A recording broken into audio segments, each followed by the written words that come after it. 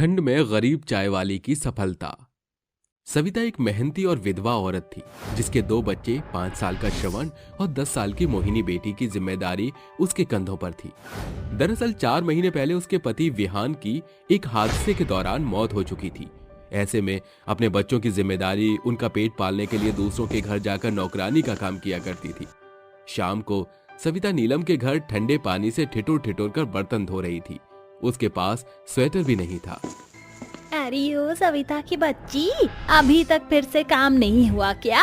देख जरा कितना फैला हुआ है घर, कपड़े भी धोने हैं और जाले साफ कर दियो हॉल के। मैडम जी, बस बर्तन धुल गए हैं, मैं अभी बाकी का काम भी खत्म कर लेती हूँ। जल्दी कर। और ये क्या खुद को ज्यादा हीरोइन समझती है क्या? स्वेटर क्यों नहीं पहन के आती? सब जानती हूँ, मेरे पति पर डोरे डालना चाहती है अपनी पतली कमर दिखाकर। नहीं मैडम जी, आप गलत समझ रही हैं। ये मेरी गरीबी है कि मेरे पास इस ठिठुरती ठंड में पहनने के लिए एक स्वेटर भी नहीं है। हाँ, तेरे सारे बहाने समझती हूँ मैं। कुछ देर बाद सविता सारे काम करके जाती है तो नीलम कहती है, अरे जा रही है तो रुक जा, ये ले, ये स्वेटर पहन ले, तेरे काम आएगा। बस 2 छेद हो रखे हैं इसमें। शुक्रिया मैडम जी, आपने ये भी दे दिया, बहुत है मेरे लिए, भले ही कैसा भी सही। अपनी मालकिन को शुक्रिया अदा कहकर सविता अपने घर लौट जाती है जहां तेज तूफानी हवाएं चल रही थी। तभी उसके दोनों बच्चे कहते हैं, माँ बहुत ठंड लग रही है, देखो ना झोपड़ी में 2 छेद हो गए हैं, यहाँ से ठंडी हवा आ रही है। हाँ माँ, श्रवण को बहुत देर से ठंड लग रही है, कुछ कंबल दो ना, वो वाला तो फट गया है। ठीक है, थोड़ी देर रुक जाओ, अभी खाना खा लो, फिर इस छेद को बंद कर दूंगी मैं। ये बोलकर वो अपने बच्चों के लिए चूल्हे पर खाना पकाकर खिला देती है और कहती है, बच्चों, जब तक चूल्हे की आंच ठंडी हो उससे पहले तुम अपना हाथ यहाँ सेक लो, तुम्हें थोड़ा आराम मिलेगा। ठीक है माँ। दोनों बच्चे चूल्हे से अपना हाथ तापते हैं। इतने में बाहर ठंडी हवा में जाकर सविता एक गाय के गोबर में थोड़ी मिट्टी मिलाकर अपनी झोपड़ी के छेदों को बंद कर देती है और कहती है, चलो बच्चों, तुम्हें ठंडी लगेगी, बहुत रात हो गई है, सो जाओ। तीनों जब सोने लगते हैं तो बाहर ओले गिरने लगते हैं। तेज ठंडी हवाएं चलने लगती हैं, जिस कारण उनकी झोपड़ी की खिड़की टूट कर गिरती है। दोनों बच्चों को बहुत ठंड लगती है। श्रवण को बुखार हो जाता है तो मोहिनी कहती है, माँ, हमें बहुत ठंड लग रही है और छोटे को बुखार आ गया है, वो गर्म हो रहा है, आप कुछ कीजिए ना, खिड़की को ढक दीजिए। चिंता मत करो, मैं अगली सुबह श्रवण की दवाई ले आऊंगी। ऐसा कहकर वो अपनी चादर से खिड़की को ढक देती है, जिससे ठंडी हवाएं आना बंद हो जाती हैं और अपना स्वेटर अपने बेटे को वो पहना देती है, जिससे उसकी ठंड कम हो, और खुद अपनी साड़ी के पल्लू को ओढ़ के सो जाती है। सुबह अपने बच्चे की दवाई लाकर वो उसे खिला देती है। मोहिनी, अपने छोटे भाई का ध्यान रखना, मैं काम पर जा रही हूँ, बहुत लेट हो गया है। माँ, आप रात को हमारी वजह से इतनी ठंड में सो रही थी, बिना चादर ओढ़े। माँ, आप कैसे सो गई? और आपके पास कोई स्वेटर भी नहीं है। मेरी चिंता मत करो तुम। सविता फिर से ठंड को झेलते हुए अपनी मालकिन के घर पहुंचकर काम करने लगती है। नीलम की जैसे ही उसके ऊपर नजर पड़ती है तो उसका हाथ पकड़कर वो कहती है, क्यों री, कल मैंने तुझे स्वेटर दिया था और तू फिर से अपनी पतली कमर दिखाने आ गई है। समझती क्या है खुद को? मेरे पति को अपना बनाकर ही मानेगी क्या? कहाँ है तेरा स्वेटर? मैडम जी, हाथ में बहुत दर्द हो रहा है, छोड़िए। मेरे बच्चे को रात को बुखार आ गया था, इसलिए मैंने उसे स्वेटर पहना दिया ताकि वो और बीमार ना पड़े। मेरा क्या है, अगर बच्चे ही ठीक नहीं रहेंगे तो मैं क्या करूंगी? लो, फिर एक बहाना, लेकिन इस बार तेरी नहीं चलेगी। तेरे पर तरस खाकर मैंने स्वेटर दिया था, लेकिन तू अपना जलवा दिखाकर ही मानेगी, इसलिए अब तुझे यहाँ पर काम करने की कोई जरूरत नहीं। पकड़ अपनी 15 दिन की पगार और चलती बन। सविता उसके पैरों में गिड़गिड़ाकर माफी मांगती है। मालकिन, ऐसा मत कीजिए, मेरे 2 छोटे बच्चे हैं, आप भी काम से निकाल देंगी तो मेरा काम कैसे चलेगा? मुझे सब खबर है कि तू कौन सा काम चलाना चाहती है, चल निकल यहाँ से।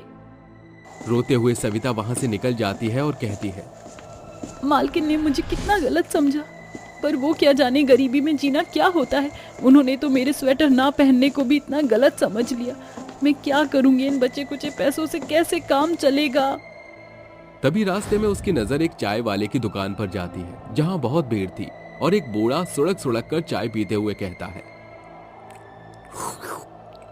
अरे दुखी राम, जरा जल्दी चाय बना कर दो। बहुत ठंड लग रही है। अगर इस मौसम में चाय न मिले तो कुछ काम ही नहीं होता। क्यों ना बचे कुचे पैसों से अपनी चाय की दुकान लगा लूं, क्योंकि सर्दियों में तो हर कोई चाय पीता है, वो भी कई बार। मुझे किसी के काम करने की जरूरत ही नहीं पड़ेगी और अच्छा खासा व्यापार भी हो जाएगा। हाँ, मैं यही करती हूँ। बस मुझे थोड़ा बहुत सामान और एक ठेला जुटाना पड़ेगा। सविता घर वापस आ जाती है, तभी उसकी बेटी कहती है, माँ, आप इतनी जल्दी वापस क्यों आ गई? बेटा, मैंने वो काम छोड़ दिया है। मैं अब से चाय बनाकर बेचने का काम शुरू करूंगी। ठीक है माँ, मैं भी आपका साथ दूंगी। ठीक है बेटा, मैं बाजार से कंबल खरीद कर ले आती हूँ और चाय बनाने का सामान भी। ये कहकर वो चाय बनाने का सारा सामान, एक पतीला और ठेला खरीद कर ले आती है। उसके पास कंबल खरीदने के पैसे नहीं बचते और वो कहती है, मेरी पूरी तनख्वाह सारे सामान में चली गई। कोई बात नहीं, इसको बेचने से जो पैसे आएंगे उनसे मैं कंबल ले लूंगी। अगले दिन से वो चाय बनाकर बेचना शुरू करती है। आइए आइए, इस कपकपाती ठंड में गर्मा गर्म चाय पी लीजिए, सिर्फ 5 रुपए की। आइए आइए, अदरक इलायची लौंग से बनी चाय पीजिए। अरे जरा एक कप चाय देना। ये लीजिए। हाँ, चाय तो बहुत अच्छी बनाई है तुमने, शुक्रिया। इस तरह उसके चाय के ठेले पर 2-4 लोग आकर चाय पीते हैं। ऐसे में बात नहीं बनती तो वो फैक्ट्री के बाहर अपने चाय के ठेले को ले जाकर चाय बेचने लगती है, जहां काफी मजदूर आकर चाय पीते हैं और भीड़ देखकर लोग आने लगते हैं। अरे जरा मुझे भी एक कप चाय दीजिए। और मुझे भी एक कप चाय दीजिए। जी ये लीजिए, आप दोनों की चाय। लगता है मेरा यहाँ चाय का ठेला लगाने का फैसला सही निकला। जितने ज्यादा लोगों उतनी ही बिक्री होगी। इस तरह सविता सुबह से लेकर शाम तक चाय बनाकर पिलाती है, जहां लोगों को उसके हाथ की बनी चाय काफी पसंद आती है। अपने घर पर अपनी पहली कमाई गिनकर वो बहुत खुश हो जाती है। अरे बेटा जरा देख, मेरी पहली कमाई के मुझे 1,500 रुपए मिले हैं। अगर ऐसे ही अच्छा व्यापार चला तो हमारी सारी परेशानी खत्म हो जाएगी। माँ, ये तो बहुत अच्छी बात है। माँ, हमारे तीनों के पास एक भी स्वेटर टोपा नहीं है। अगर आप पर पैसे आ जाएं तो आप हम सबके लिए ठंड के कपड़े ले आना। चिंता मत कर श्रवण बेटा, मैं ले आऊंगी। अगले दिन भी मेहनत से चाय बनाकर सविता सबको पिलाती है और उन पैसों से वो अपने बच्चों और अपने लिए स्वेटर, टोपा, कंबल ये सब ले आती है। धीरे धीरे परिश्रम करने से वो काफी अच्छा मुनाफा कर लेती है। अपनी चाय की दुकान से उसकी आर्थिक स्थिति बेहतर हो गई थी और उसने ठेले से एक दुकान ले ली, जहां सभी लोग सुबह सुबह ही उसकी चाय के लिए लाइन लगा लिया करते थे। 2-3 साल की मेहनत से उसने अपना एक पक्का मकान बनवा लिया, जहां दुकान पर एक लड़का आसपास की दुकानों पर उसकी चाय देने जाता था। उसके बच्चे भी अब अच्छे खासे स्कूल में पढ़ रहे थे। तभी एक रिपोर्टर की मदद से अखबार में उसका नाम छपता है, गरीब चाय वाले की सफलता, इसके नाम से। तो बेटा श्रवण कहता है, माँ देखो, आपने इतनी मेहनत की है कि आपका नाम अखबारों में आ रहा है। हाँ बेटा, अगर मैं इस मुकाम पर पहुंची हूँ तो सिर्फ तुम्हारे कारण। तुम थे, तुम्हारी फिक्र नहीं होती तो अखबार में आज मेरी तस्वीर ना होती। इस तरह सविता का चाय व्यापार बहुत अच्छा चलता है, जहां बड़े होकर उसके दोनों बच्चे उसकी चाय की दुकान संभालते हैं। ओहो, आज तो मुझे बहुत ज्यादा टाइम हो गया है। पिताजी दुकान पर मेरा इंतजार कर रहे होंगे। रजनी बहुत गरीब और सांवली रंगत की थी।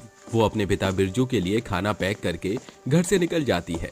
रास्ते में उसे उसके काका मिलते हैं। अरे काका जी, कैसे हो? सब कुछ ठीक तो है ना? कोई परेशानी तो नहीं?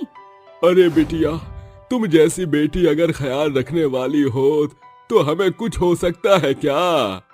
बूढ़े काका रजनी को आशीर्वाद देकर चले जाते हैं, जिसके बाद रजनी अपने पिता बिरजू के पास जाती है और उन्हें खाना देती है। ये लीजिए पिताजी, खाना खा लीजिए। सुबह से आपने कुछ नहीं खाया है। अरे बिटिया, तुम तनिक के इंतजार करो, हम चौथा विद्यार्थी का बाल काट कर अभी आवत हूँ। रजनी अपने पिता का इंतजार करने लगती है, लेकिन एक के बाद एक कोई ना कोई बाल कटवाने आता ही रहता है। देखते ही देखते शाम हो जाती है। अरे ला बिटिया, अब मैं खाना खाने के लिए बिल्कुल फ्री हूँ। बिरजू अपनी बेटी रजनी से खाना लेकर खाने लगता है। ऐसे ही वो बेचारे बाप बेटी अपनी रोजमर्रा की जिंदगी जी रहे थे। कुछ साल बाद रजनी अब शादी के लायक हो जाती है, लेकिन उसके सांवले रंग की वजह से कोई उससे शादी ही नहीं करता। बहुत मुश्किलों के बाद रजनी के लिए अच्छे घर का रिश्ता मिलता है। बिरजू जैसे तैसे करके उसकी शादी करवा देता है। बेटी, तुम्हें संस्कार देने के लिए तुम्हारी माँ जिंदा तो नहीं रही, लेकिन मैंने अपनी परवरिश में कोई कमी नहीं छोड़ी। अपने पिता का सर हमेशा फक्र से ऊंचा रखना बेटा। ऐसा कहकर बिरजू उसे विदा कर देता है। लेकिन बेचारी रजनी की किस्मत बहुत खराब होती है। शादी के पहले दिन पर ही उसके घर में आग लग जाती है और वो एक कच्चे मकान में अपने ससुराल वालों के साथ रहने लगती है। वहीं कुछ टाइम बाद बिरजू भी भगवान को प्यारा हो जाता है। माँ जी, घर में अन्न का एक दाना तक नहीं है, मैं खाने के लिए क्या बनाऊं? अरे अगर खाने के लिए खाना नहीं है तो एक काम कर, हमें ही मार कर बना दे। पहले ही तू हमारी खुशियों को खा चुकी है। पता नहीं क्यों इस काली कलमुही करमजली को मैं अपने घर की बहू बना लाई। गोमती की जली कटी बातें सुनकर रजनी रोने लगती है और रोते हुए अपने घर के आंगन में लगे पेड़ के नीचे बैठकर अपने पिता को याद करने लगती है। पिताजी, आप वापस आ जाओ, मुझसे अब ये सब और बर्दाश्त नहीं होता। तभी उस पेड़ के अंदर से रजनी के पिता बिरजू की आत्मा निकलकर बाहर आती है। बेटी, शांत हो जाओ, परेशान होने की जरूरत नहीं है। मैं तुम्हारी मदद करने के लिए लौट आया हूँ। देखो, मैं तुम्हारे लिए क्या लेकर आया हूँ। ये कोई मामूली कैंची नहीं, बल्कि एक जादुई कैंची है। लेकिन पिताजी, मुझे ये तो बताइए, मैं इस कैंची का क्या करूंगी? सालों से तुमने मेरे साथ नाई की दुकान चलाई है, तुम्हें नाई का सारा काम आता है बेटा। तुम अपनी खुद की नाई की दुकान खोलो और इस जादुई कैंची का इस्तेमाल करो। तुम्हारी जितनी भी परेशानियां हैं धीरे धीरे सब खत्म हो जाएंगी। ऐसा कहकर बिरजू वहां से गायब हो जाता है, जिसके बाद रजनी अपनी सास के पास जाती है और कहती है, माँ जी, मैं जानती हूँ मेरे इस घर में आने के बाद सब कुछ बदल गया है, लेकिन मैं सब कुछ ठीक करना चाहती हूँ। इसलिए मैं सोच रही थी क्यों ना मैं एक नाई की दुकान खोल लूँ। हाँ हाँ, एक नाई की बेटी और कोई काम कर भी क्या सकती है। जो तुझे करना है कर, लेकिन हमसे जितना दूर रह सकती है उतना हमसे दूर रह। ऐसा कहकर गोमती वहां से चली जाती है, जिसके बाद रजनी अपने ही घर के आंगन के अंदर पेड़ के पास नाई का सारा सामान रख लेती है और एक कुर्सी भी रख लेती है। देखते ही देखते उसकी नाई की दुकान में एक बच्चा आता है। दीदी, गांव के बड़े लड़कों ने मेरे बाल कैंची से खराब कर दिए हैं और मुझे आधा गंजा कर दिया है। क्या आप मेरे इन कटे हुए बालों को ठीक कर सकती हो? हाँ हाँ, क्यों नहीं, आओ इस कुर्सी पर बैठ जाओ। रजनी राजू को कुर्सी पर बिठा देती है, जिसके बाद वो उसके बालों की कटिंग करती है। जादुई कैंची से कटिंग करने पर उसके सारे बाल एकदम से उग जाते हैं और उसका चेहरा बहुत खूबसूरत लगने लगता है। अरे वाह, ये तो जादू हो गया। कहाँ तो मैं इतना बदसूरत लग रहा था और अब मैं इतना खूबसूरत लग रहा हूँ। राजू खुश होकर गांव में चला जाता है, जिसके बाद गांव के बड़े बड़े लड़के उसे देखकर हैरान रह जाते हैं। अरे, मैंने तो तुम्हारे सारे बाल काट दिए थे, फिर तुम्हारे सर पर बाल कैसे आए? वो जादुई नाई वाली की दुकान ने मेरे बाल काटे थे, लेकिन अचानक से मेरे बाल मेरे सर पर उग आए। तभी उन लड़कों में से एक टकला लड़का कहता है, अच्छा, अगर ऐसी बात है तो चल मैं भी तो देखूं जरा ऐसा कौन सा जादू है उस नाई वाली में। काली राजू के साथ रजनी की नाई की दुकान में आ जाता है, जिसके बाद रजनी अपनी कैंची काली के सिर पर हल्के हल्के हाथ से घुमा देती है। देखते ही देखते काली के सिर पर नए बाल उगाते हैं। अरे वाह, ये तो कमाल हो गया। ऐसा तो मैंने पहले कभी नहीं देखा। बचपन से ही मेरे सिर पर बाल नहीं आ रहे थे और आज तुम्हारी जादुई नाई की दुकान में आते ही मेरे सिर पर इतने सारे घने बाल आ गए। काली रजनी को मुंह मांगी कीमत देकर चला जाता है। ऐसे ही देखते देखते गांव के और भी ऐसे लोग रजनी की दुकान में आते हैं, जिनके बाल बहुत समय से खराब हो चुके थे। रजनी एक एक करके सबके बालों की कटिंग करती है। गांव के सभी लोग बहुत खुश होते हैं और रजनी की नाई की दुकान के बाहर खूब लंबी लाइन लगाकर खड़े हो जाते हैं। चिंता मत कीजिए, आप सभी के बालों की कटिंग होगी और सबके बाल बहुत खूबसूरत हो जाएंगे। सुबह से शाम तक लोगों की कटिंग करते करते रजनी खूब सारा पैसा कमा लेती है। देखते ही देखते रजनी की नाई की दुकान अच्छी खासी चलने लगती है और कुछ ही समय बाद रजनी नाई की दुकान से एक लड़कों के लिए बहुत बड़ा सैलून खोल देती है, जिससे वो बहुत कमाने लगती है। माँ जी, बस यही कहानी है मेरी और इस जादुई कैंची की। इतना सारा पैसा और इतनी तरक्की जो मुझे इतनी जल्दी मिली है, वो सब मेरे पिताजी की मेहरबानी है। मुझे माफ कर दे बहू, जब से तेरी शादी हुई है तब से हमारी आर्थिक व्यवस्था से लेकर हमारी पूरी स्थिति खराब हो गई है और इसका सारा दोष मैंने तेरे सर पर डाल दिया। लेकिन मुझसे बहुत बड़ी गलती हो गई बहू, हो सके तो मुझे माफ कर देना। अरे नहीं माँ जी, आपको माफी मांगने की कोई जरूरत नहीं है। आप मेरी माँ जैसी हो। बचपन से मुझे एक माँ का प्यार कभी नहीं मिला और जब मुझे आप मिली तो मैंने आपको अपनी माँ के रूप में स्वीकारा। बहू तू चिंता मत कर, आज के बाद मैं तुझे एक बहू नहीं बल्कि एक बेटी का दर्जा दूंगी। रजनी, मुझे भी माफ कर देना। मैं भी पूरा पूरा भागीदारी हूँ। तुम्हारे सांवले रंग की वजह से मैंने कभी तुम्हें अपनी पत्नी का दर्जा नहीं दिया। मुझे माफ कर दो रजनी। आज के बाद मैं तुम्हें पत्नी से बढ़कर मानूंगा। मुझे आपसे कोई गिला शिकवा नहीं है। आपको अपनी गलती का एहसास है, मेरे लिए इतना ही काफी है। अरे हाँ हाँ, क्यों नहीं। माँ जी आइए बैठिए।